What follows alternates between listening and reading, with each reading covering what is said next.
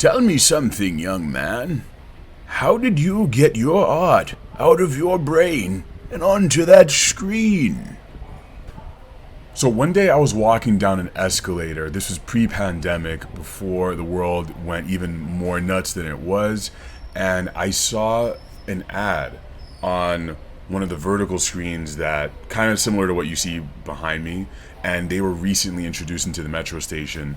And there was a call for artists on there, specifically for animators. It said something like, are you a local animator or artist, or you want to see your art on the metro station screens, something glamorous like that. This is kind of unusual in the DC area. You don't really see that sort of thing, and solicitations, especially in the metro station. So immediately I was looking for opportunities like that. So I was like, okay, I have to apply. So I did. I applied with an idea and sketches and animatics and storyboards and colorful little drawings. I just knew this was one of those things that I wanted to do, and I've always thought about what my art might look like in metro stations. And I've been thinking about this since I went to New York multiple times over the past, 2 decades, and how those metro stations happen to have, in the New York stations, they have a lot more art.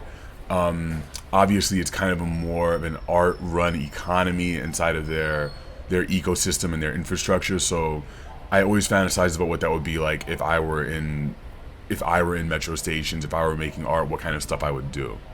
So this was one of those moments where I was able to draw on my confidence, and I knew that it was my time, so I bet on myself to actually be able to accomplish the thing, because I knew that it was possible. After submitting all those sketches and animatics and storyboards and revised ideas in a solid package, I waited a lot. There were a lot of months of waiting and planning and going through meetings and email threads where there were a lot of words and images and me talking to people.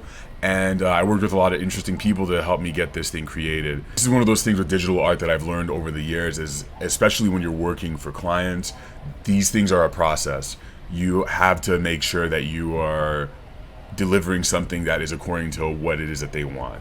And I learned about that through IT, years of IT. In fact, I did it for, I think, nearly 12 years. I worked in IT, which is a very service-oriented industry. So that was combined with my art knowledge, which goes back way longer than 12 years, back to when I was 4 years old, just drawing for myself. And I drew on all of that and my experiences being a professional illustrator and animator and delivering stuff on time, of good quality, of desired quality to the client, and making sure that they have it in hand and they have everything they wanted. And this happened. That's the short version. There's a lot of stuff in between that, a lot of nights of me sketching and planning and wondering what is right, getting advice from a lot of people, and yeah, this is the final result. So on the conceptual, philosophical, visual side, this character who I created, who I call Sam, you will see them, they're walking. They're gonna come off the metro right here. Sam walking.